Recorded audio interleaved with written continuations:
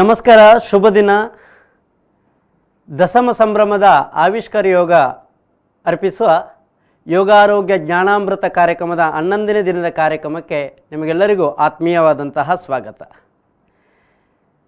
ಇವತ್ತೊಂದು ವಿಶೇಷವಾದಂತಹ ಕಾರ್ಯಕ್ರಮವಾಗಿ ನಿಮಗೆ ಈ ಕಾರ್ಯಕ್ರಮವನ್ನು ಆಯೋಜಿಸ್ತಾ ಇದ್ದೀವಿ. ಸೌಂದರ್ಯ ಪ್ರಜ್ಞೆಗೆ ಯೋಗ ಅನ್ನುವಂತಹ ಇವತ್ತಿನ ವಿಷಯ.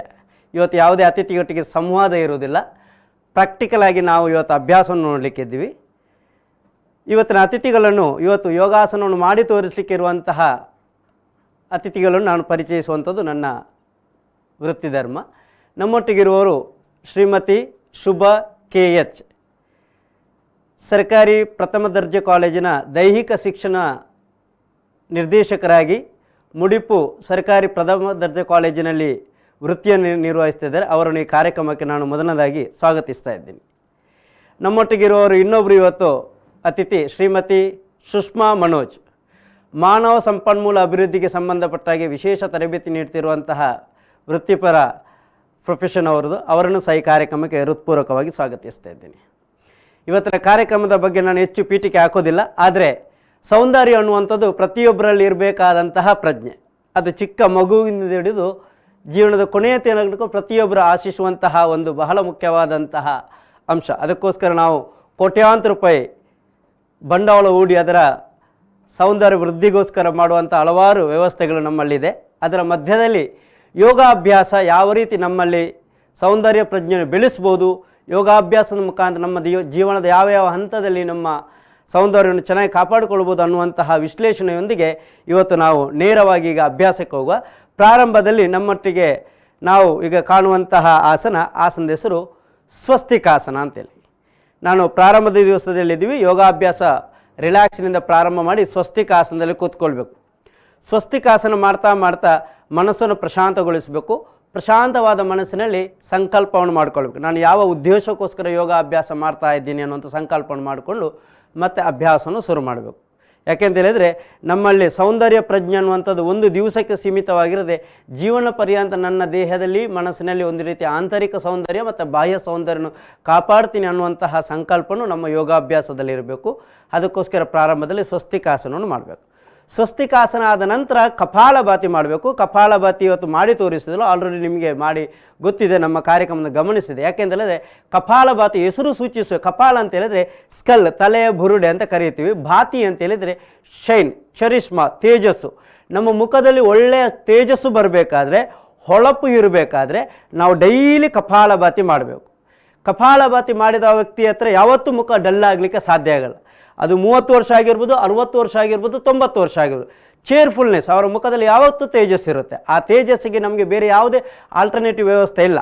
ನಮ್ಮಲ್ಲಿ ನಮ್ಮ ಒಳಗಡೆಯಿಂದಲೇ ನಾವು ಆ ತೇಜಸ್ಸನ್ನು ತರಬೇಕು. ಅದಕ್ಕೋಸ್ಕರ ನಿತ್ಯ ಕಪಾಲಭಾತಿ ಅಭ್ಯಾಸ ಮಾಡೋದನ್ನು ಮಾಡಬೇಕು. ಎಸ್, ಈಗ ಕಾಲುಗಳು ಚಾಚಿ ನಾವು ನೇರವಾಗಿ ಒಂದಷ್ಟು ಯೋಗಾಸನಗಳ ಅಭ್ಯಾಸಗಳ ಕಡೆ ಗಮನ ಕೊಡುವ. ವಜ್ರಾಸನ, ಸುಪ್ತ ವಜ್ರಾಸನ, ಊರ್ಧ್ವ ವಜ್ರಾಸನ ಈಗಾಗಲೇ ನೀವು ಮಾಡೋದನ್ನು ನೋಡಿದ್ದೀರಾ. ಅದನ್ನು ಮಾಡಬೇಕು ಡೈಲಿ. ಅದಾದ ನಂತರ ನಿಂತುಕೊಂಡು ಯೋಗಾಸನಗಳು ಶುರು ಮಾಡಬೇಕು. ಸ್ಟ್ಯಾಂಡ್. ಪ್ರಾರಂಭದಲ್ಲಿ ತಾಡಾಸನ ಫಸ್ಟ್ ಮತ್ತು ತಾಡಾಸನ ಸೆಕೆಂಡ್ ಮಾಡುವಂಥದ್ದು ಬಹಳ ಅಗತ್ಯ. ಅದರ ಬಗ್ಗೆ ನಿಮಗೆ ಹೆಚ್ಚು ವಿವರಿಸೋದಿಲ್ಲ.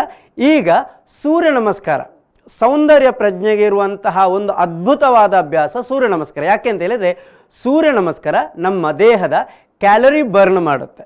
ಬೇರೆ ಬೇರೆ ರೂಪದಲ್ಲಿ ನಾವು ಕ್ಯಾಲರಿ ಬರ್ನ್ ಮಾಡಿ ನಮ್ಮ ದೇಹವನ್ನು ಫಿಟ್ ಆಗಿಡಲಿಕ್ಕೆ ಪ್ರಯತ್ನ ಮಾಡ್ತೀವಿ. ಅದಕ್ಕೆ ಸೂರ್ಯ ನಮಸ್ಕಾರ ತುಂಬ ಉಪಯುಕ್ತವಾದಂತಹ ಅಭ್ಯಾಸವೂ ಹೌದು.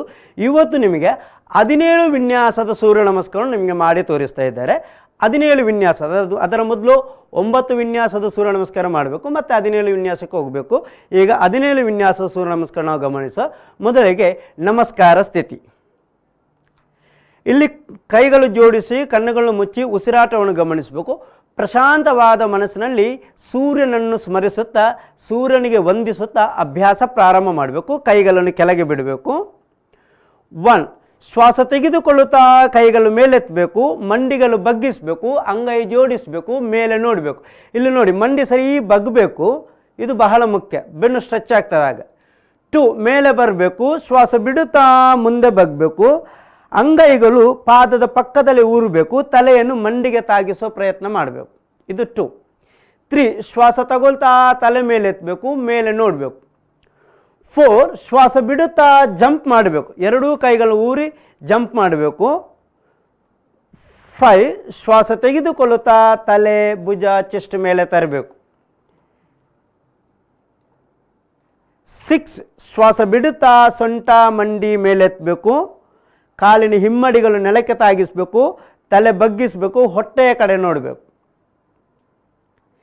7 ಶ್ವಾಸ ತೆಗೆದುಕೊಳ್ಳುತ್ತಾ ಬಲದ ಕಾಲು ಮುಂದೆ ತಂದು ಎರಡೂ ಕೈಗಳ ಅಂಗೈಯ ಮಧ್ಯದಲ್ಲಿಟ್ಟು ಕೈಗಳನ್ನು ಮೇಲೆತ್ತಬೇಕು, ಅಂಗೈ ಜೋಡಿಸಬೇಕು, ಮೇಲೆ ನೋಡಬೇಕು.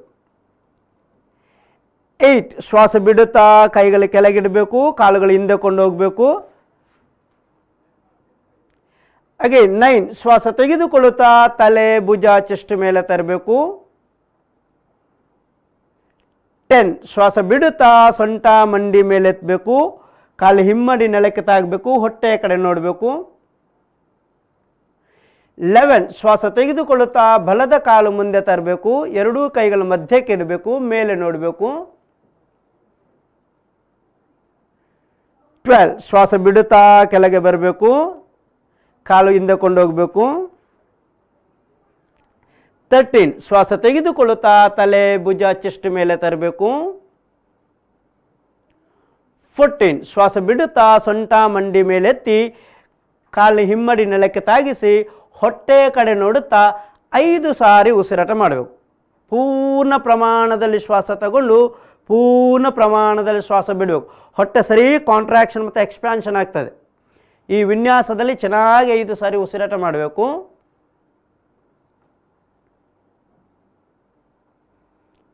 ಐದು ಸಾರಿ ಉಸಿರಾಟ ಆದ ನಂತರ 15 ಶ್ವಾಸ ತೆಗೆದುಕೊಳ್ಳುತ್ತಾ ಜಂಪ್ ಮಾಡುತ್ತಾ ಕಾಲುಗಳು ಮುಂದೆ ತರಬೇಕು, ಮೇಲೆ ನೋಡಬೇಕು.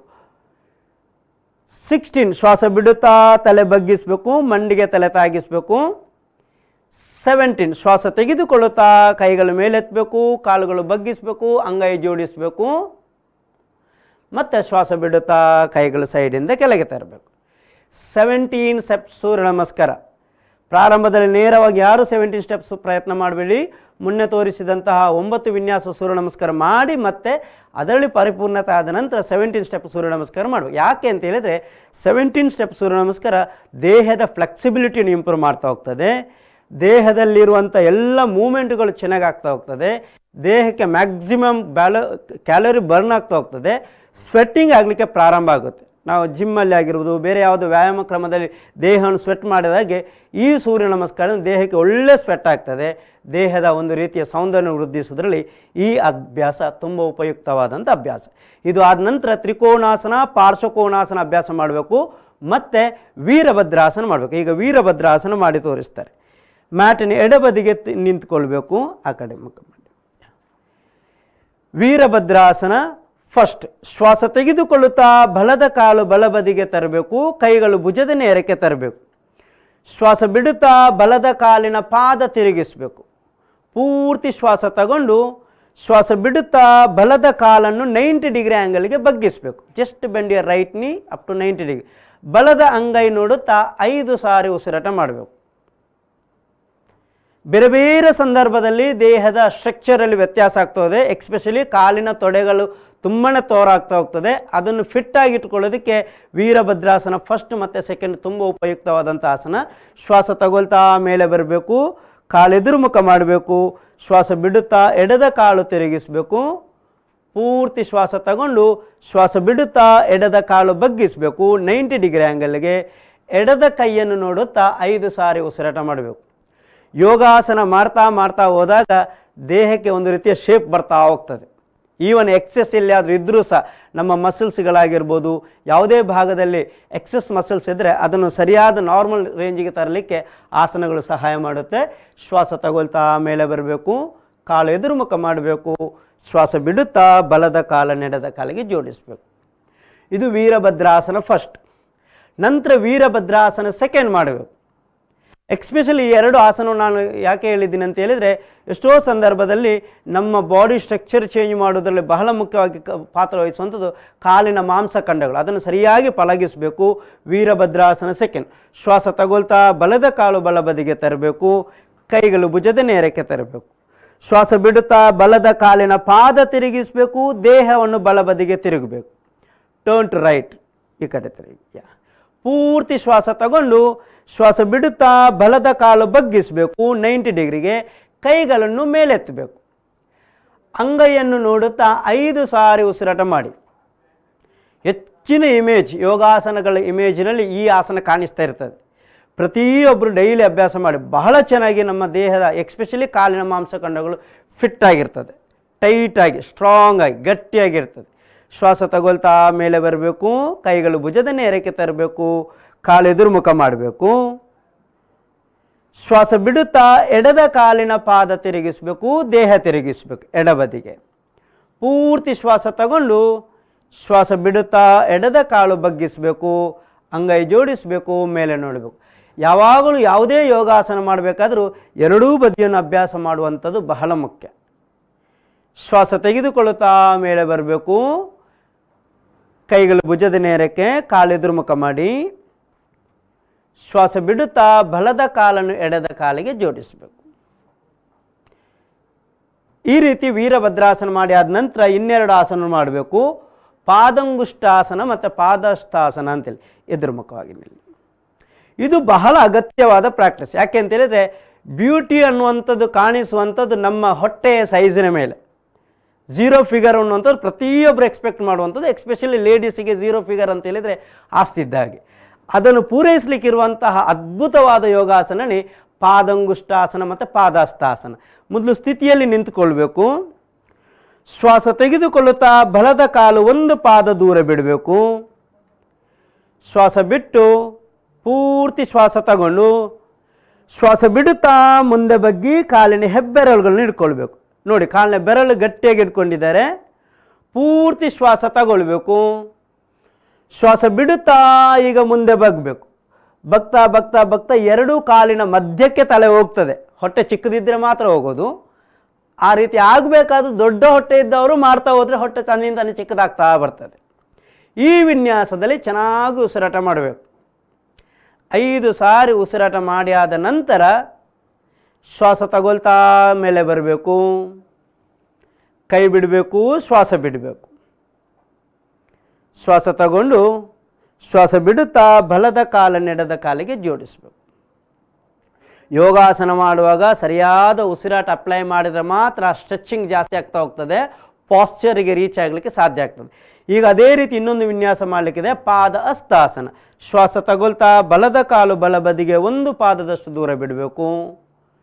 ಶ್ವಾಸ ತಗೊಂಡು ಶ್ವಾಸ ಬಿಡುತ್ತಾ ಮುಂದೆ ಬಗ್ಗಿ ಎರಡೂ ಅಂಗೈಗಳನ್ನು ಪಾದದ ಅಡಿಯಲ್ಲಿ ಇಡಬೇಕು. ನೋಡಿ, ಅಂಗೈ ಸರಿ ಪಾದದ ಅಡಿ. ಇದು ಪ್ರಾರಂಭದಲ್ಲಿ ಎಷ್ಟೋ ಮಂದಿಗೆ ನೆಲ ಮುಟ್ಟಲಿಕ್ಕೇನೆ ಆಗೋದಿಲ್ಲ, ಅಂಗೈ ಹೋಗೋದು ಬಿಡಿ.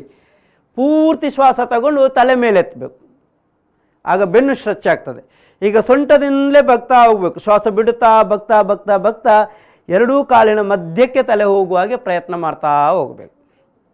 ಈ ಆಸನ ಯಾರು ಡೈಲಿ ಮಾಡ್ತಾ ಹೋಗ್ತಾರೋ, ಚಿಕ್ಕ ಪ್ರಾಯದಲ್ಲಿ ಮಾಡಿದರೆ 60 ವರ್ಷದಲ್ಲಿ ಸಹ ನಾವು ಫಿಟ್ಟಾಗಿ ಫಾರ್ವರ್ಡ್ ಬೆಂಡಿಂಗ್ ಮಾಡಲಿಕ್ಕೆ ಸಾಧ್ಯ ಆಗ್ತದೆ.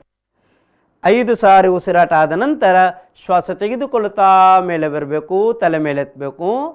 ಶ್ವಾಸ ಬಿಟ್ಟು ಕೈಗಳು ಬಿಡಬೇಕು, ಮೇಲೆ ಬರಬೇಕು. ಶ್ವಾಸ ತಗೊಳ್ಳಿ, ಶ್ವಾಸ ಬಿಡುತ್ತಾ ಕಾಲು ಜೋಡಿಸಿ ಕೂತ್ಕೊಳ್ಳಿ. ಈ ರೀತಿ ಅಭ್ಯಾಸ ಮಾಡುವಂತಹ ಯೋಗಾಸನಗಳು ನಮಗೆ ಸಿಗ್ತದೆ. ಹಲವಾರು ಯೋಗಾಸನಗಳು ಸಿಗ್ತದೆ.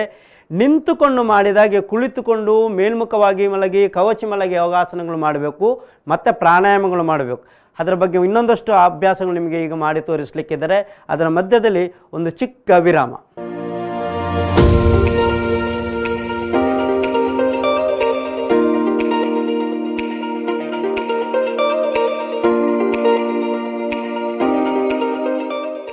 ಎಸ್, ಕುಳಿತುಕೊಂಡು ಒಂದಷ್ಟು ಆಸನಗಳನ್ನು ನೋಡುವ. ಅದರಲ್ಲಿ ಒಂದು ಆಸನ ನಿಮಗೆ ಪರಿಚಯಿಸ್ತೀವಿ. ಆಸನದ ಹೆಸರು ಪಶ್ಚಿಮೋತ್ತನಾಸನ. ಈ ಆಸನ ಮಾಡುವಾಗಲೇ ಗೊತ್ತಾಗ್ತದೆ ಯಾಕೆ ಮಾಡಬೇಕು ಅಂತೇಳಿ. ಶ್ವಾಸ ಬಿಡುತ್ತಾ ಮುಂದೆ ಬಗ್ಗಿ ಕಾಲಿನ ಹೆಬ್ಬೆರಳುಗಳನ್ನ ಹಿಡ್ಕೊಳ್ಬೇಕು ಎರಡೂ ಕೈಯಲ್ಲಿ. ಶ್ವಾಸ ತೆಗೆದುಕೊಳ್ಳುತ್ತಾ ತಲೆ ಮೇಲೆತ್ತಿ ಮೇಲೆ ನೋಡಬೇಕು. ಪುನಃ ಶ್ವಾಸ ಬಿಡುತ್ತಾ ಎರಡೂ ಕೈಗಳನ್ನು ಮುಂಗೈ ಬಗ್ಗಿಸ್ತಾ ಮುಂದಕ್ಕೆ ಬಗ್ಗಿ ಹಣೆಯನ್ನು ಮಂಡಿಗೆ ತಾಗಿಸ್ಬೇಕು. ಇಲ್ಲಿ ನೋಡಿ, ಎಷ್ಟು ನಮಗೆ ಮುಂದೆ ಬಗ್ತಾ ಹೋಗ್ತೀವೋ ಅಷ್ಟು ನಮ್ಮ ದೇಹದಲ್ಲಿ ಫ್ಲೆಕ್ಸಿಬಿಲಿಟಿ ಇರ್ತದೆ ಮತ್ತು ಟಮ್ಮಿ ರೆಡ್ಯೂಸ್ ಆಗ್ತದೆ. ಎಕ್ಸೆಸ್ ಮಸಲ್ಸ್, ಎಸ್ಪೆಷಲಿ ಬೆನ್ನಿನ ಭಾಗದಲ್ಲಿರುವಂಥ ಎಕ್ಸೆಸ್ ಮಸಲ್ಸನ್ನು ಕಡಿಮೆ ಮಾಡಲಿಕ್ಕೆ ಈ ಆಸನ ಸಹಾಯಕ ಬರುತ್ತೆ. ಪಶ್ಚಿಮೋತ್ತನ, ಶ್ವಾಸ ತಗೊಳ್ತಾ ಮೇಲೆ ಬನ್ನಿ, ಕೈ ಬಿಡಿ, ಶ್ವಾಸ ಬಿಡಿ. ಯಾಕೆಂತ ಹೇಳಿದರೆ ಹೆಚ್ಚಿನ ಮಹಿಳೆಯರು ವೃತ್ತಿಗೆ ಹೋದ ನಂತರವೋ ಅಥವಾ ಪ್ರೆಗ್ನೆನ್ಸಿಯಾಗಿ ಡೆಲಿವರಿ ಆದ ನಂತರ ಓವರ್ ವೆಯ್ಟ್ ಆಗುವಂಥದ್ದು, ಎಕ್ಸ್ಪೆಷಲಿ ಟಮ್ಮಿ ಜಾಸ್ತಿ ಆಗುವಂಥದ್ದು ಸಾಮಾನ್ಯ. ಹೆಚ್ಚಿನವರ ರಿಕ್ವೆಸ್ಟ್ ಇರೋದಷ್ಟೇ, ಅದಕ್ಕೊಂದು ಸೊಲ್ಯೂಷನ್ ಕೊಡಿ ಅಂತೇಳಿ. ಪಶ್ಚಿಮೋತ್ತನಾಸನ ಅಭ್ಯಾಸ ಮಾಡಿದರೆ ಅದಕ್ಕೆ ಖಂಡಿತವಾಗಿ 100% ಪರಿಹಾರ ಸಿಗುತ್ತೆ. ಅದೇ ರೀತಿ ಪವನ ಮುಕ್ತಾಸನ ಮಾಡಬೇಕು ಮಲಗಿದ್ದಕ್ಕೆ. ಪವನ ಮುಕ್ತಾಸನೂ ಟಮ್ಮಿ ರೆಡ್ಯೂಸ್ ಮಾಡೋದರಲ್ಲಿ ತುಂಬಾ ಹೆಲ್ಪ್ ಆಗ್ತದೆ. ಮತ್ತು ಓವರಾಲ್ ನಮ್ಮ ದೇಹಕ್ಕೆ ಒಂದು ರೀತಿಯ ಶೇಪ್ ಕೊಡುವಂಥ ಆಸನ. ಶ್ವಾಸ ಬಿಡುತ್ತಾ ಬಲದ ಕಾಲು ಮಡಚಿ ಕೈಗಳಿಂದ ಇಟ್ಕೊಳ್ಳಿ. ಇಲ್ಲಿ ಮುಂಗೈ ತನಕ ಇಟ್ಕೊಳ್ಳಿಕ್ಕೆ ಆಗಬೇಕು, ಆಗ ಮಾತ್ರ ಹೊಟ್ಟೆ ಹತ್ತಿರ ಕಾಲು ಸರಿ ಬರ್ತದೆ. ಶ್ವಾಸ ತೆಗೆದುಕೊಳ್ಳುತ್ತಾ ತಲೆ ಮೇಲೆತ್ತಿ ಮಂಡಿಗೆ ಹಣೆಯನ್ನು ಅಥವಾ ಮೂಗನ್ನು ತಾಗಿಸುವ ಪ್ರಯತ್ನ ಮಾಡಿ ಈ ವಿನ್ಯಾಸದಲ್ಲಿ ಉಸಿರಾಟ ಮಾಡಬೇಕು. ಅಸಿಡಿಟಿಯಿಂದಲೋ ಗ್ಯಾಸ್ಟ್ರೈಟಿಸಿನಿಂದಲೋ ಒಂದಷ್ಟು ನಮ್ಮ ದೇಹದ ಸ್ಟ್ರಕ್ಚರಲ್ಲಿ ವ್ಯತ್ಯಾಸ ಆಗ್ತಾ ಹೋಗ್ತದೆ. ಅದನ್ನು ಸರಿ ಮಾಡ್ಕೊಳ್ಳೋದಕ್ಕೆ ಈ ಆಸನ ತುಂಬ ಉಪಯುಕ್ತವಾದಂಥ ಆಸನ. ಶ್ವಾಸ ಬಿಡುತ್ತಾ ತಲೆ ಕೆಳಗೆ ತರಬೇಕು, ಶ್ವಾಸ ತಗೊಳ್ತಾ ಕಾಲು ಚಾಚಬೇಕು. ಅದೇ ರೀತಿ ಇನ್ನೊಂದು ಬದಿ ಮಾಡಬೇಕು. ಶ್ವಾಸ ಬಿಡುತ್ತಾ ಎಡದ ಕಾಲು ಮಡಚಬೇಕು, ಶ್ವಾಸ ತೆಗೆದುಕೊಳ್ಳುತ್ತಾ ತಲೆ ಮೇಲೆ ಎತ್ತಬೇಕು. ವಿನ್ಯಾಸದಲ್ಲಿ ಚೆನ್ನಾಗಿ ಉಸಿರಾಟ ಮಾಡಬೇಕು. ಬೇರೆ ಬೇರೆ ಕಾರಣಗಳಿಂದ ಇವತ್ತು ನಮ್ಮ ದೇಹದಲ್ಲಿ ವ್ಯತ್ಯಾಸ ಆಗ್ತಾ ಹೋಗ್ತದೆ. ಅದಕ್ಕೆ ಗ್ಯಾಸ್ಟ್ರೈಟಿಸ್ ಒಂದು ಬಹಳ ಮುಖ್ಯವಾದ ಕಾರಣ. ಅಸಿಡಿಟಿ, ಗ್ಯಾಸ್ಟ್ರೈಟಿಸ್ನ ಸಮಸ್ಯೆ, ಇಲ್ಲದ ಕಾನ್ಸ್ಟಿಪೇಷನ್ ಸಮಸ್ಯೆಯಿಂದಾಗಿ ಆಗುವಂಥ ಸಾಧ್ಯತೆ ಇರುತ್ತೆ. ಅದನ್ನು ಹೋಗಲಾಡಿಸಲಿಕ್ಕೆ ಇದು ಉಪಯುಕ್ತವಾದಂಥ ಆಸನ. ಶ್ವಾಸ ಬಿಡುತ್ತಾ ತಲೆ ಕೆಳಗೆ ತನ್ನಿ, ಶ್ವಾಸ ತಗೊಳ್ತಾ ಕಾಲು ಚಾಚಿ. ಅದೇ ರೀತಿ ಶ್ವಾಸ ಬಿಡುತ್ತಾ ಎರಡೂ ಕಾಲುಗಳು ಮಡಚಿ ಕೈಗಳಿಂದ ಇಟ್ಕೊಳ್ಳಿ. ಶ್ವಾಸ ತೆಗೆದುಕೊಳ್ಳುತ್ತಾ ತಲೆ ಮೇಲೆ. ಇದನ್ನು ಯಾವ ಏಜಿನವರು ಅಭ್ಯಾಸ ಮಾಡ್ಬೋದು. ಚಿಕ್ಕ ಮಕ್ಕಳೇ ಆಗಬೇಕಾಗಿಲ್ಲ, ಯಂಗ್ಸ್ಟರ್ಸ್ ಆಗಬೇಕಾಗಿಲ್ಲ, ಎಲ್ಡರ್ಸು ಸಹ ಅಭ್ಯಾಸ ಮಾಡ್ಬೋದು. ಅವರಿಗೂ ಸಹ ತುಂಬ ಉಪಯುಕ್ತವಾದಂತಹ ಒಂದು ಅಭ್ಯಾಸ. ಶ್ವಾಸ ಬಿಡುತ್ತಾ ತಲೆ ಕೆಳಗೆ ತನ್ನಿ, ಶ್ವಾಸ ತಗೊಳ್ತಾ ಕಾಲು ಚಾಚಿ. ಈ ರೀತಿ ಆದ ನಂತರ ಕವಚಿ ಮಲಗಿ ಯೋಗಾಸನಗಳು ಮಾಡಬೇಕು. ಈ ಕಡೆ ಮುಖ ಮಾಡಿ. ಕವಚಿ ಮಲಗಿ ಮಾಡುವ ಆಸನದಲ್ಲಿ ಭುಜಂಗಾಸನ ಮತ್ತು ಸಳಭಾಸನ ತುಂಬ ಉಪಯುಕ್ತವಾದಂಥ ಆಸನ. ಅದನ್ನು ಈಗ ಮಾಡಿ ತೋರಿಸಿದಲ್ಲ, ಆಲ್ರೆಡಿ ನಮ್ಮ ಕಾರ್ಯಕ್ರಮದಲ್ಲಿ ಅದು ಗಮನಿಸಿದ್ದೀರಾ. ಈಗ ನೀವು ನೋಡಬೇಕಾದಂಥ ಆಸನ ಧನುರಾಸನ. ಧನುರು, ಕಾಲು ಜೋಡಿಸಿ ಕೈಗಳು ತೊಡೆಯ ಪಕ್ಕದಲ್ಲಿಡಿ. ಶ್ವಾಸ ಬಿಡುತ್ತಾ ಎರಡೂ ಕಾಲುಗಳು ಮಡಿಚಬೇಕು, ಕಾಲಿನ ಮಣಿಗಂಟುಗಳನ್ನು ಇಟ್ಕೊಳ್ಬೇಕು. ಶ್ವಾಸ ತೆಗೆದುಕೊಳ್ಳುತ್ತಾ ದೇಹ ಮೇಲೆ ಎತ್ತಬೇಕು. ಇಡೀ ದೇಹ ಹೊಟ್ಟೆಯ ಮೇಲೆ ಇರಬೇಕು. ಎಷ್ಟೋ ಮಂದಿಗೆ ಕಾಲೇ ಹಿಡ್ಕೊಳ್ಳಿಕ್ಕೆ ಆಗೋದಿಲ್ಲ. ಇದು ಅಭ್ಯಾಸ ಆಗ್ತಾ ಹೋಗುತ್ತೆ ಅಂತ ಹೇಳಿದರೆ ನಮ್ಮ ಬೆನ್ನೆಲುಬಿಗೆ ಒಳ್ಳೆಯ ರೀತಿಯ ವ್ಯಾಯಾಮ ಸಿಗ್ತದೆ. ಹೊಟ್ಟೆ ಸರಿಯಾದ ರೀತಿಯ ಒಂದು ಕಂಡೀಷನ್ಗೆ ಬರ್ತದೆ. ತಿಂದ ಆಹಾರ ಚೆನ್ನಾಗಿ ಜೀರ್ಣ ಆಗ್ತದೆ. ದೇಹಕ್ಕೆ ಒಂದು ರೀತಿಯ ಎದೆ ವಿಶಾಲಗೊಳ್ತಾ ಹೋಗ್ತದೆ. ದೇಹದ ಶೋಲ್ಡರ್ ಸ್ಟ್ರೆಂತ್ ಜಾಸ್ತಿ ಆಗ್ತಾ ಹೋಗ್ತದೆ. ಶ್ವಾಸ ಬಿಡುತ್ತಾ ಕೆಳಗೆ ಬರಬೇಕು. ಶ್ವಾಸ ತಗೊಳ್ತಾ ಕಾಲು ಚಾಚಬೇಕು. ಪ್ರತಿಯೊಬ್ಬರ ವ್ಯಕ್ತಿಯನ್ನು ಎಕ್ಸ್ಪೆಕ್ಟ್ ಮಾಡೋದು ಸೌಂದರ್ಯ ಅಂತ ಹೇಳಿದರೆ ಫಿಟ್ ಆಗಿರುವಂಥ ಮಸಲ್ಸ್. ಪ್ರಾಯ ಆಗ್ತಾ ಹೋದಾಗೆ ಮಸಲ್ಸ್ ಜೋತು ಬೀಳೋದಕ್ಕೆ ಪ್ರಾರಂಭ ಆಗುತ್ತೆ. ಆ ರೀತಿ ಆಗದ ರೀತಿಯಲ್ಲಿ ಕಾಪಾಡಲಿಕ್ಕಿರುವಂಥ ಒಳ್ಳೆಯ ಅಭ್ಯಾಸ ಅಂತ ಹೇಳಿದರೆ ಯೋಗಿಕ್ ಪಾಸ್ಚರ್ಸ್ಗಳು, ಯೋಗಾಸನಗಳು. ಎಸ್, ಈಗ ಕುಳಿತುಕೊಂಡು ಮಾಡುವ ಎರಡು ಆಸನಗಳು ನೋಡುವ. ಎಕ್ಸ್ಪೆಷಲಿ ಲೇಡೀಸ್ ಮಾಡಬೇಕಾದ ಆಸನಗಳು. ಕೂತ್ಕೊಳ್ಳಿ. ನಾನು ಇವತ್ತು ಯಾವುದೇ ರೀತಿಯ ಮಹಿಳೆಯರ ಆರೋಗ್ಯಕ್ಕೆ ಸಮಸ್ಯೆಗೆ ಪರಿಹಾರಾತ್ಮಕವಾದಂಥ ಯೋಗಾಭ್ಯಾಸದ ಬಗ್ಗೆ ಉಲ್ಲೇಖ ಮಾಡೋದಿಲ್ಲ. ಮುಂದಿನ ದಿವಸದಲ್ಲಿ ಅತಿಥಿಗಳೊಟ್ಟಿಗೆ ಅದರ ಬಗ್ಗೆ ವಿಮರ್ಶೆ ಮಾಡುವಾಗ ನಾವು ಅದರ ಬಗ್ಗೆ ಹೇಳ್ತೀವಿ. ಈಗ ನಾವು ನೋಡುವಂಥ ಅಭ್ಯಾಸ ಬಟರ್ಫ್ಲೈ, ಭದ್ರಾಸನ ಮಾಡಬೇಕು. ಬಟರ್ಫ್ಲೈ, ಶ್ವಾಸ ಬಿಡುತ್ತಾ ಎರಡೂ ಕಾಲುಗಳು ಮಡಿಚಬೇಕು. ಲೇಡೀಸಿಗೆ ಇದೊಂದು ವರದಾನವಾಗಿರುವಂಥ ಆಸನ ಅಂತೇಳಿ ಉಲ್ಲೇಖ ಮಾಡುತ್ತೆ. ಯಾಕೆಂತೇಳಿದರೆ ಲೇಡೀಸ್ನ ಹೆಲ್ತಲ್ಲಿ ವ್ಯತ್ಯಾಸ ಆದರೆ ಅದನ್ನು ಸರಿ ಮಾಡ್ಕೊಳ್ಳೋದಕ್ಕೆ, ಪೀರಿಯಡ್ಸಿಗೆ ಸಂಬಂಧಪಟ್ಟ ಸಮಸ್ಯೆ ಬಂದರೆ ಸರಿ ಮಾಡೋದಕ್ಕೆ ಯೋಗಾಭ್ಯಾಸ ಬಹಳ ಉಪಯುಕ್ತವಾದ ಪ್ರಾಕ್ಟೀಸ್. ಅದರಲ್ಲಿ ಒಂದು ಭದ್ರಾಸನ. ಈ ವಿನ್ಯಾಸದಲ್ಲಿ ನೆಟ್ಟಗೆ ನೇರವಾಗಿ ಕೂತ್ಕೊಂಡು ಕಂಪ್ಲೀಟ್ ಇನ್ಹಲೇಷನ್ ಆ್ಯಂಡ್ ಎಕ್ಸಲೇಷನ್ ಮಾಡಬೇಕು. ಒಂದು 10 ರೌಂಡ್ ಉಸಿರಾಟ ಆದರೂ ಮಾಡಬೇಕು. ಈ ಭದ್ರಾಸನ. ಭದ್ರಾಸನ ಆದ ನಂತರ ಬದ್ಧ ಕೋಣಾಸನ ಮಾಡಬೇಕು. ಶ್ವಾಸ ಬಿಡುತ್ತಾ ಮುಂದೆ ಬಗ್ತಾ ಹಣೆಯನ್ನು ನೆಲಕ್ಕೆ ತಾಗಿಸೋ ಪ್ರಯತ್ನ ಮಾಡಬೇಕು. ಒಂದೇ ಸಾರಿಗೆ ಎಲ್ರಿಗೂ ಆಗೋದಿಲ್ಲ. ಅಭ್ಯಾಸ ಆಗ್ತಾ ಹಣೆಯನ್ನು ಮಂಡಿಗೆ ನೆಲಕ್ಕೆ ತಾಗಿಸ್ಲಿಕ್ಕೆ ಆಯಿತು ಅಂತ ಹೇಳಿದರೆ ಯಾವುದೇ ಕಾರಣಕ್ಕೂ ಪೀರಿಯಡ್ಸ್ ರಿಲೇಟೆಡ್ ಇಶ್ಯೂಗಳು ಬರುವಂಥ ಚಾನ್ಸಸ್ಸೇ ಇರೋದಿಲ್ಲ. ಆಗಿರುವಾಗ ಒಂದು ಉಪಯುಕ್ತವಾದಂಥ ಯೋಗಾಸನ ಪ್ರತಿ ಮಹಿಳೆಯರು ಮಾಡಬೇಕು. ಶ್ವಾಸ ತೆಗೆದುಕೊಳ್ಳುತ್ತಾ ಮೇಲೆ ಬನ್ನಿ, ಕೈ ಬಿಡಿ, ಶ್ವಾಸ ಬಿಡಿ. ಶ್ವಾಸ ತಗೊಳ್ತಾ ಕಾಲು ಚಾಚಿ. ಇದಕ್ಕೆ ಪೂರಕವಾಗಿ ಇನ್ನೊಂದು ಅಭ್ಯಾಸ ಮಾಡಬೇಕು. ಅದು ಉಪವಿಷ್ಟ ಕೋಣಾಸನ ಅಂತೇಳಿ. ಶ್ವಾಸ ತೆಗೆದುಕೊಳ್ಳುತ್ತಾ ಕಾಲುಗಳು ಸ್ಪ್ರೆಡ್ ಮಾಡಿ, ಮ್ಯಾಕ್ಸಿಮಮ್ ಡಿಸ್ಟೆನ್ಸ್. ಶ್ವಾಸ ಬಿಡುತ್ತಾ ಮುಂದೆ ಬಗ್ಗಿ ಕಾಲಿನ ಹೆಬ್ಬೆರಳುಗಳನ್ನ ಇಟ್ಕೊಳ್ಬೇಕು. ಶ್ವಾಸ ತೆಗೆದುಕೊಳ್ಳುತ್ತಾ ತಲೆ ಮೇಲೆ ಎತ್ತಬೇಕು. ಪುನಃ ಶ್ವಾಸ ಬಿಡುತ್ತಾ ಮುಂದೆ ಬಗ್ಬೇಕು. ಇಲ್ಲಿ ನೋಡಿ, ಹಣೆಯನ್ನು ನೆಲಕ್ಕೆ ತಾಗಿಸಿ ಚಂದ ಮಾಡಿ ಆರಾಮಾಗಿ 5 ಸಾರಿ ಉಸಿರಾಟ ಮಾಡಬೇಕು. ಬದ್ಧ ಕೋಣಾಸನ, ಭದ್ರಾಸನ, ಬದ್ಧ ಕೋಣಾಸನ, ಉಪವಿಷ್ಟ ಕೋಣಾಸನ, ಈ 3 ಆಸನಗಳು ಮಹಿಳೆಯರು ನಿತ್ಯ ರೂಢಿಸಿದರೆ ಪೀರಿಯಡ್ಸ್ ರಿಲೇಟೆಡ್ ಇಶ್ಯೂಗಳಾಗಿರ್ಬೋದು, ಮೆನೋಪಾಸಿಗೆ ಸಂಬಂಧಪಟ್ಟ ಇಶ್ಯೂಗಳನ್ನು ಈಗಲೇ ದೂರ ಮಾಡ್ಕೊಳ್ಬೋದು. ಶ್ವಾಸ ತಗೊಳ್ತಾ ಮೇಲೆ ಬನ್ನಿ, ಶ್ವಾಸ ಬಿಡಿ, ಕೈ ಬಿಡಿ, ಶ್ವಾಸ ತಗೊಳ್ತಾ ಕಾಲು ಜೋಡಿಸಿ. ಇಂತಹ ಹಲವಾರು ಯೋಗಾಸನಗಳು ರೂಢಿಸ್ಕೊಳ್ಬೋದು. ಅದು ನಿಮ್ಮ ದೇಹ ಪ್ರಕೃತಿಗೆ ತಕ್ಕಾಗಿ, ನಿಮ್ಮ ಏಜಿಗೆ ತಕ್ಕಾಗಿ ಅಭ್ಯಾಸ ಮಾಡುವಂಥದ್ದು. ಇನ್ನೂ ಅಗತ್ಯವಾಗಿ ಮಾಡಬೇಕಾದಂಥ ಒಂದು 3 ಯೋಗಾಸನಗಳು ನೋಡುವ. ಸರ್ವಾಂಗಾಸನ, ಹಲಾಸನ, ಕರ್ಣಪೀಠಾಸನ. ಎಸ್, ಮಲೈ ಅಲ್ಲ, ಕಾಲ ಕಡೆ.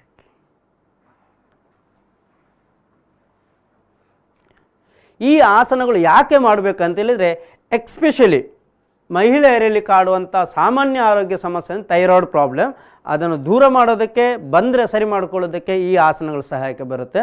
ಮೊದಲಿಗೆ ಸರ್ವಾಂಗಾಸನ ಮಾಡಬೇಕು. ಕಾಲುಗಳು ಜೋಡಿಸಬೇಕು, ಕೈಗಳು ತೊಡೆ ಅಡಿಯಲ್ಲಿಡಬೇಕು.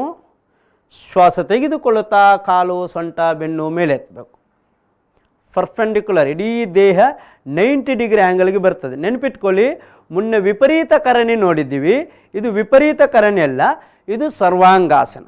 ಸರ್ವಾಂಗಾಸನದಲ್ಲಿ ಇನ್ನೂ ಪರ್ಫೆಕ್ಷನ್ ಬರ್ತಾ ಹೋಗ್ತದೆ. ಈಗ ಸ್ವಲ್ಪ ಅದರದ್ದು ರೀಚ್ ಆಗಲಿಕ್ಕೆ ಸ್ವಲ್ಪ ಪರ್ಸೆಂಟೇಜ್ ಬಾಕಿ ಇದ್ದರೂ ಸಹ ಅಭ್ಯಾಸ ಆಗ್ತಾ ಇಡೀ ದೇಹ 90 ಡಿಗ್ರಿಯಲ್ಲಿ ಇರ್ತದೆ. ಈ ವಿನ್ಯಾಸದಲ್ಲಿ ಕಣ್ಣು ಮುಚ್ಚಿಕೊಂಡು 21 ಸಾರಿ ಉಸಿರಾಟ ಮಾಡಬೇಕು. ನಾನು ಆಗಲೂ ಹೇಳಿದ್ದೀನಿ, thyroid problem one of the common disease, common problem in the womens. ಅದು ಅವರ ದೇಹ ಸೌಂದರ್ಯ, ಪ್ರತಿಯೊಬ್ಬರ ದೇಹ ಸೌಂದರ್ಯ ಇರುತ್ತೆ. ಒಂದು ಹೈಪೋಥೈರಾಯ್ಡಿಸಮ್ ಆಗ್ತದೆ, ಇಲ್ಲದ ಹೈಪರ್ ಥೈರಾಯ್ಡಿಸಮ್ ಆಗ್ತದೆ. ಒಂದು ತೂಕ ಕಮ್ಮಿ ಆಗ್ತಾ ಹೋಗ್ತದೆ, ಇಲ್ಲ ತೂಕ ಜಾಸ್ತಿ ಆಗುವಂಥ 2 ರೀತಿಯ ಪರಿಣಾಮ ಬೀರುತ್ತೆ. ಆ ಥೈರಾಯ್ಡ್ ಪ್ರಾಬ್ಲಮ್ ನಾರ್ಮಲ್ ಫಂಕ್ಷನಿಂಗ್ ಮಾಡಲಿಕ್ಕೆ ಈ ಅಭ್ಯಾಸಗಳು ಸಹಾಯ ಮಾಡುತ್ತೆ. ಮುಂದಕ್ಕೆ ಅದೇ ವಿನ್ಯಾಸದಿಂದ ಹಲಾಸನ ಮಾಡಬೇಕು. ಶ್ವಾಸ ಬಿಡುತ್ತಾ ಕಾಲಿಂದ ಬರಬೇಕು. ಕಾಲನ್ನು ಮೆಲ್ಲನೆ ನೆಲಕ್ಕೆ ಇಡಬೇಕು, ಈಚೆಗೆ ಈಚೆ. ಹಲಾಸನ. Yes yes. ಇಲ್ಲಿ ಕೈ ಕೆಳಗಿಟ್ಟು ಸರಿ ಉಸಿರಾಟ ಮಾಡಬೇಕು. ಇದು 1-2 ದಿವಸದಲ್ಲಿ ಆಗೋದಿಲ್ಲ, ನೆನ್ಪಿಟ್ಕೊಳ್ಳಿ. ಇವತ್ತು ನೋಡಿದ ತಕ್ಷಣ ಯಾರು ಹಲಾಸನ ಮಾಡಲಿಕ್ಕೆ ಹೋಗಬೇಡಿ. ಕನಿಷ್ಠ 2ರಿಂದ 3 ತಿಂಗಳು ಅಭ್ಯಾಸ ಆದ ನಂತರನೇ ಹಲಾಸನಕ್ಕೆ ಅಟೆಂಪ್ಟ್ ಮಾಡುವಂಥ ಪ್ರಯತ್ನ ಮಾಡ್ಬೋದು ಹೊಸಬ್ರು. ಇಲ್ಲೊಂದಷ್ಟು ಹೊತ್ತು ಉಸಿರಾಟ ಆದ ನಂತರ ಕರ್ಣಪೀಠಾಸನ ಮಾಡು. ಶ್ವಾಸ ಬಿಡುತ್ತಾ ಕಾಲುಗಳನ್ನು ಮಡಿಚಬೇಕು. ಕರ್ಣ ಅಂತ ಹೇಳಿದರೆ ಕಿವಿಯನ್ನು ಬಂದ್ ಮಾಡಬೇಕು. ಇಲ್ಲಿ ಅಭ್ಯಾಸ ಆಗ್ತಾ ಅದನ್ನು ಪರ್ಫೆಕ್ಷನ್ ಬರ್ತಾ ಹೋಗ್ತದೆ. ಈ ವಿನ್ಯಾಸದಲ್ಲಿ ಚೆನ್ನಾಗಿ 5 ಸಾರಿ ಉಸಿರಾಟ ಮಾಡಬೇಕು. ಈಗ ನೋಡಿ, ಇಷ್ಟು ಚೆನ್ನಾಗಿ ಫ್ಲೆಕ್ಸಿಬಿಲಿಟಿ ಎಷ್ಟು ಮಂದಿ ಹತ್ರ ಇದೆ? 10ರಲ್ಲಿ 2-3 ಮಂದಿ ಮಾತ್ರ ಇರ್ತದೆ, 7 ಮಂದಿಗೆ ಇರೋದಿಲ್ಲ. ಆದರೆ ನಿತ್ಯ ಅಭ್ಯಾಸ ಮಾಡಿದರೆ ಪ್ರತಿಯೊಬ್ಬರ ಹತ್ರನೂ ಸಾಧ್ಯ. ಎಸ್, ಶ್ವಾಸ ತಗೊಳ್ತಾ ಕಾಲು ಮೇಲೆ ಕಮ. ಸರ್ವಾಂಗಾಸನಕ್ಕೆ ಬಂದು ಸರ್ವಾಂಗಾಸನದಿಂದ ಕೆಳಗೆ ಬರಬೇಕು. ಈ ಫ್ಲೆಕ್ಸಿಬಿಲಿಟಿಯನ್ನು ಪ್ರತಿಯೊಬ್ಬರು ಪೂರೈಸಿದ್ದೀವಿ ಅಂತ ಹೇಳಿದರೆ ನಮ್ಮ ಸೌಂದರ್ಯದಲ್ಲಿ ಯಾವುದೇ ಕುಂದು ಬರೋದಕ್ಕೆ ಸಾಧ್ಯ ಇಲ್ಲ. ಇಲ್ಲದಿದ್ದರೆ ಅತೀ ಚಿಕ್ಕ ಪ್ರಾಯದವರ ಥರ ಕಾಣೋದು. ಇವತ್ತು 20-30 ವರ್ಷದ ಯುವಕರು ಸಹ ಇವತ್ತು ದೊಡ್ಡವನು 40-50 ವರ್ಷ ಗಡ್ಡೆಲ್ಲ ಬಿಟ್ಟು 30-40 ವರ್ಷದವರ ಥರ ಕಾಣ್ತಾ ಇರ್ತಾರೆ. ಯಾಕಂದರೆ ಮುಖ ಎಲ್ಲ ಬಾಡಿ ಇರ್ತದೆ, ಮುಖದಲ್ಲಿ ಒಂದು ರೀತಿಯ ಚರಿಷ್ಮ ಇರೋದಿಲ್ಲ, ತೇಜಸ್ಸು ಇರೋದಿಲ್ಲ. ಯಾಕೆ ಅಂತ ಹೇಳಿದರೆ ಇಂಟರ್ನಲ್ ಸಿಸ್ಟಮ್ ಅದಕ್ಕೆ ಸಪೋರ್ಟ್ ಮಾಡೋದಿಲ್ಲ. ಎಸ್, ಕೂತ್ಕೊಳ್ಳಿ. ನಾನು ಒಂದು 5 ವರ್ಷದಿಂದ ಏರ್ಪೋರ್ಟಲ್ಲಿ ಒಂದು ಯೋಗ ಟ್ರೈನಿಂಗ್ ಕೊಡಲಿಕ್ಕೆ ಹೋಗಿದ್ದೆ. ಆ ಕಂಪನಿಯವರು ನನಗೆ ಇನ್ವೈಟ್ ಮಾಡಿದರು. ಇನ್ವೈಟ್ ಮಾಡುವಾಗ ನಾನು ನೇರವಾಗಿ ಕೇಳಿದೆ, ಯಾವ ಪರ್ಪಸ್ಗೋಸ್ಕರ ನಿಮಗೆ ಇಲ್ಲಿ ಟ್ರೈನಿಂಗ್ ಬೇಕು ಅಂತೇಳಿ. ಆ ಕಂಪನಿಯವರು ಹೇಳಿದ್ದೇನಂತ ಹೇಳಿದರೆ, ನಮ್ಮ ಮಂಗಳೂರು ಏರ್ಪೋರ್ಟ್ನಲ್ಲಿ ಹೇಳಿದ್ದೇನಂತೆ, ನಮ್ಮ ಎಂಪ್ಲಾಯಿಯ ಮುಖದಲ್ಲಿ ಗ್ಲೋ ಇರಬೇಕು. ಗ್ಲೋ ಇರಲಿಕ್ಕೆ ನಾವು ಯೋಗಾಭ್ಯಾಸ ಮಾಡಿ. ಗ್ಲೋ ಅನ್ನುವಂಥದ್ದು ಒಂದು ರೀತಿಯ ಅಟ್ರ್ಯಾಕ್ಷನ್, ಅದನ್ನು ಕಾಪಾಡಿಕೊಳ್ಳುವಂಥದ್ದು ಬಹಳ ದೊಡ್ಡ ಚಾಲೆಂಜ್. ಅದಕ್ಕೆ ಪೂರಕವಾಗುವ ಅಭ್ಯಾಸಗಳೇ ಯೋಗಾಭ್ಯಾಸಗಳು. ಅದು ಯೋಗಾಸನ ಆಗಿರ್ಬೋದು, ಪ್ರಾಣಾಯಾಮ ಆಗಿರ್ಬೋದು, ಬಂಧ ಮುದ್ರೆಗಳಾಗಿರ್ಬೋದು, ಮೆಡಿಟೇಷನ್ ಆಗಿರ್ಬೋದು. ಅನುಲೋಮ ವಿಲೋಮ ಪ್ರಾಣಾಯಾಮ ಮಾಡಬೇಕು ಡೈಲಿ. ಎಸ್, ಫಸ್ಟ್ ಉಜ್ಜಾಯಿ ಪ್ರಾಣಾಯಾಮ ಮಾಡಬೇಕು. 2 ಕೈಯಲ್ಲಿ ಚಿನ್ಮುದ್ರೆ ಮಾಡಿ ಉಜ್ಜಾಯಿ ಪ್ರಾಣಾಯಾಮ ಮಾಡಬೇಕು. ಉಜ್ಜಾಯಿ ಪ್ರಾಣಾಯಾಮದಲ್ಲಿ 21 ಸಾರಿ ಉಸಿರಾಟ ಆದ ನಂತರ ಅನುಲೋಮ ವಿಲೋಮ ಪ್ರಾಣಾಯಾಮ ಮಾಡಬೇಕು. ಎಸ್, ಅನುಲೋಮ ವಿಲೋಮ ಪ್ರಾಣಾಯಾಮ. ಬಲದ ಕೈಯಲ್ಲಿ ನಾಸಿಕಾ ಮುದ್ರೆ ಮಾಡಿ ಹೆಬ್ಬೆರಳಿಂದ ಬಲದ ಮೂಗು ಬಂದ್ ಮಾಡಿ ಲೆಫ್ಟಿಂದ ಶ್ವಾಸ ತಗೊಂಡು ಲೆಫ್ಟ್ ನಾಸ್ಟ್ರಿಲ್ ಕ್ಲೋಸ್ ಮಾಡಿ ರೈಟಿಂದ ಶ್ವಾಸ ಬಿಡಬೇಕು. ಪುನಃ ರೈಟ್ ನಾಸ್ಟ್ರಿಲಿಂದ ಶ್ವಾಸ ತಗೊಂಡು ರೈಟ್ ನಾಸ್ಟ್ರಿಲ್ ಕ್ಲೋಸ್ ಮಾಡಿ ಲೆಫ್ಟಿಂದ ಶ್ವಾಸ ಬಿಡಬೇಕು. ಅನುಲೋಮ ವಿಲೋಮ ಪ್ರಾಣಾಯಾಮ ನಿಜವಾಗಲೂ ನಮ್ಮ ಜೀವನದ ಪ್ರತಿ ಕ್ಷಣದಲ್ಲಿ ಪ್ರಯೋಜನಕ್ಕೆ ಬರ್ತದೆ. ಬೇಕಾದಷ್ಟು ಸಂದರ್ಭ ನಾನು ಹೇಳಿದ್ದೀನಿ. ಯಾಕೆ ಅಂತ ಹೇಳಿದರೆ, ಸೌಂದರ್ಯ ಪ್ರಜ್ಞೆಯಲ್ಲಿ ಆಗಲೇ ಹೇಳಿದೈತಿ, ನಮ್ಮ ದೇಹದ ಮಾಂಸಖಂಡಗಳು ಸದೃಢವಾಗಿರುವ ರೂಪದಲ್ಲಿ ಕಾಣಲಿಕ್ಕೆ ಇರುವಂತಹ ಒಂದು ಸೋರ್ಸ್ ಏನಂತ ಹೇಳಿದರೆ ಆಕ್ಸಿಜನ್. ಆಕ್ಸಿಜನ್ ಇನ್ಪುಟ್ ಜಾಸ್ತಿ ಮಾಡುವಂತಹ ಅಭ್ಯಾಸ ಅನುಲೋಮ ವಿಲೋಮ. ಇದೇ ಅಭ್ಯಾಸ ನಮ್ಮ ಮನಸ್ಸಿನಲ್ಲಿ ಒಂದು ರೀತಿಯ ಶಾಂತತೆಯನ್ನು ಕೊಡ್ತಾ ಹೋಗ್ತದೆ. ನಾನು ಆಗಲೇ ಹೇಳಿದ್ದೀನಿ, ಸೌಂದರ್ಯ ಅಂತ ಎಕ್ಸ್ಟರ್ನಲ್ ಬ್ಯೂಟಿ ಮಾತ್ರ ಅಲ್ಲ, ಇಂಟರ್ನಲ್ ಬ್ಯೂಟಿ ಅಂತ ನಮ್ಮಲ್ಲಿರುವಂಥ ಪೇಷನ್ಸ್, ನಮ್ಮಲ್ಲಿ ತಾಳ್ಮೆ ಇದೆಯೋ ಅದು ನಮ್ಮ ಆಂತರಿಕ ಸೌಂದರ್ಯ, ನಮ್ಮಲ್ಲಿ ಒಳ್ಳೆಯ ಭಾವನೆಗಳಿದೆಯೋ ಅದು ಆಂತರಿಕವಾದಂಥ ಸೌಂದರ್ಯ. ಅದನ್ನೆಲ್ಲ ಪೂರೈಸಲಿಕ್ಕೆ ಅಷ್ಟಾಂಗ ಯೋಗವನ್ನು ಅನುಷ್ಠಾನ ಮಾಡಬೇಕು. ಪ್ರಾಣಾಯಾಮ ಅಭ್ಯಾಸ ಮಾಡ್ತಾ ಹೋದಾಗೆ ಮನಃಶಾಂತಿಯನ್ನು ಕಂಡುಕೊಳ್ಳೋದಕ್ಕೆ ಸಾಧ್ಯ ಆಗ್ತದೆ. ಇಲ್ಲದಿದ್ದರೆ ಬಹಳ ಬೇಗನೆ ನಮ್ಮ ಮನಃಶಾಂತಿ ಕಳ್ಕೊಂಡಾಗ ಮುಖ ಉಗ್ರವಾಗ್ತದೆ, ಮುಖದಲ್ಲಿ ಕಾಣಿಸ್ತದೆ ಆ ಕೋಪ, ಆ ಉದ್ವೇಗ, ಆ ಭಯ, ಅದು ಆತಂಕ. ಇದೆಲ್ಲವನ್ನು ನಾವು ನಾರ್ಮಲೈಸ್ ಮಾಡಬೇಕಾದ್ರೆ ಶಾಂತ ಸ್ವರೂಪಿಗಳಾಗಬೇಕು. ಆ ಶಾಂತ ಸ್ವರೂಪಿಗಳಾಗೋದಕ್ಕೆ ಭ್ರಾಮರಿ ಪ್ರಾಣಾಯಾಮ, ಅನುಲೋಮ ವಿಲೋಮ ಪ್ರಾಣಾಯಾಮ, ಉಜ್ಜಾಯಿ ಪ್ರಾಣಾಯಾಮಗಳು ಸಹಾಯಕ್ಕೆ ಬರ್ತದೆ. ದಿನದಲ್ಲಿ ಒಂದಷ್ಟು ಹೊತ್ತು ಪ್ರಾಣಾಯಾಮಕ್ಕೆ ಕೊಡಬೇಕು. ಎಡದ ಮೂಗಿಂದ ಶ್ವಾಸ ಬಿಡುತ್ತಾ ಅಭ್ಯಾಸ ಕೊನೆಗೊಳಿಸಿ. ಅದಾದ ನಂತರ ಭ್ರಾಮರಿ ಪ್ರಾಣಾಯಾಮ ಮಾಡಬೇಕು. ನಾನು ಆಲ್ರೆಡಿ ಹೇಳಿದ್ದೀನಿ, ಭ್ರಾಮರಿ ಪ್ರಾಣಾಯಾಮ ಮೆದುಳಿನ ಪ್ರಕ್ರಿಯೆಯನ್ನು ಚೆನ್ನಾಗಿಟ್ಕೊಳ್ಳೋದಕ್ಕೆ ಸಹಾಯಕ್ಕೆ ಬರುವಂತಹ ಅಭ್ಯಾಸ. ಪೂರ್ತಿ ಶ್ವಾಸ ತಗೊಂಡು ಝೇಂಕರಿಸುವ ದುಂಬಿಯ ನಾದದೊಂದಿಗೆ ಭ್ರಾಮರಿ ಪ್ರಾಣಾಯಾಮ ಮಾಡಬೇಕು. ಯಾಕೆ ಅಂತ ಹೇಳಿದರೆ, ಎಕ್ಸ್ಪೆಷಲಿ ಮಹಿಳೆಯರು ಬೇಕಾದಷ್ಟು ಒತ್ತಡದಲ್ಲಿರ್ತಾರೆ. ಮನೆಯ ಜವಾಬ್ದಾರಿ ಇರ್ತದೆ, ಮನೆಯವರ ಜವಾಬ್ದಾರಿ ಇರ್ತದೆ, ಉದ್ಯೋಗದ ಜವಾಬ್ದಾರಿ ಇರ್ತದೆ. ಇದೆಲ್ಲವನ್ನು ನಿಭಾಯಿಸುವಂತಹ ಒಂದು ತಾಳ್ಮೆ ಇರಬೇಕು. ಆ ತಾಳ್ಮೆಗೆ ಪೂರಕವಾಗುವಂಥ ಅಭ್ಯಾಸ ಭ್ರಾಮರಿ ಪ್ರಾಣಾಯಾಮ. ನಿತ್ಯ ಅಭ್ಯಾಸ ಮಾಡ್ತಾ ಹೋದಾಗ ಆ ಒಂದು ಅಭ್ಯಾಸ ಗೊತ್ತಿದ್ದೋ ಗೊತ್ತಿಲ್ಲದೂ ಇಡೀ ಕುಟುಂಬಕ್ಕೇ ಸಹಾಯಕ್ಕೆ ಬರ್ತಾ ಹೋಗ್ತದೆ. ಈ ರೀತಿಯಲ್ಲಿ ಯೋಗಾಭ್ಯಾಸ ಮಾಡೋದನ್ನು ರೂಢಿಸಿಕೊಂಡಾಗ ಖಂಡಿತವಾಗಿಯೂ ದೈಹಿಕವಾದಂಥ ಆರೋಗ್ಯ, ಮಾನಸಿಕವಾದಂಥ ಆರೋಗ್ಯ, ಆಧ್ಯಾತ್ಮಿಕವಾದಂಥ ಆರೋಗ್ಯ ಒಬ್ಬರ ಹತ್ರನೂ ಇರ್ತದೆ. ನಾನು ಇವತ್ತು ಈ ಬ್ಯೂಟಿ ಕಾನ್ಷಿಯಸ್ಗೆ ಖಾಲಿ ಮಹಿಳೆಯರನ್ನೇ ಪ್ರೆಸೆಂಟ್ ಮಾಡಿದ್ದೀನಿ. ಯಾಕೆ ಅಂತ ಹೇಳಿದರೆ, ಪುರುಷರು ಅದಕ್ಕೆ ಎಷ್ಟು ಗಮನ ಕೊಡ್ತಾರೋ, ಎಷ್ಟು ಅದಕ್ಕೆ ಸಮಯ ಕೊಡ್ತಾರೋ ಗೊತ್ತಿಲ್ಲ. ಆದರೆ ಮಹಿಳೆಯರು ಹಾಗೆಲ್ಲ, ಎಲ್ಲ ಜವಾಬ್ದಾರಿ ಮಧ್ಯದಲ್ಲೂ ತಮ್ಮ ಸೌಂದರ್ಯ ಪ್ರಜ್ಞೆಗೂ ಸಹ ಅಷ್ಟೇ ಗಮನ ಕೊಡ್ತಾ ಇರ್ತಾರೆ. ಒಂದು ಸಾರಿ ಆ ಸೌಂದರ್ಯ ಕಳೆದು ಹೋದರೆ ತುಂಬಾ ದುಃಖ ಪಡ್ತಾರೆ. ಅದು ಸರಿಯಾದ ಶೇಪಿಗೆ ತರಲಿಕ್ಕೆ ಮತ್ತು ತುಂಬಾ ವರ್ಷ ಸ್ಟ್ರಗಲ್ ಮಾಡಬೇಕಾಗುತ್ತೆ. ಹಾಗೆ ಆಗದ ರೀತಿಯಲ್ಲಿ ನಿತ್ಯ ಯೋಗಾಭ್ಯಾಸಕ್ಕೆ ಒಂದಷ್ಟು ಸಮಯವನ್ನು ಕೊಡಿ. ಓವರಾಲ್ ಆರೋಗ್ಯವನ್ನು ಸಹ ಚೆನ್ನಾಗಿಟ್ಕೊಳ್ಳೋಕ್ಕೆ ಸಾಧ್ಯ ಆಗ್ತದೆ, ಸೌಂದರ್ಯನೂ ಸಹ ಕಾಪಾಡಿಕೊಳ್ಬೋದು. ಅದಕ್ಕೆ ಪೂರಕವಾದ ಯೋಗಾಭ್ಯಾಸವನ್ನು ಈಗಾಗಲೇ ಗಮನಿಸಿದಿರಿ.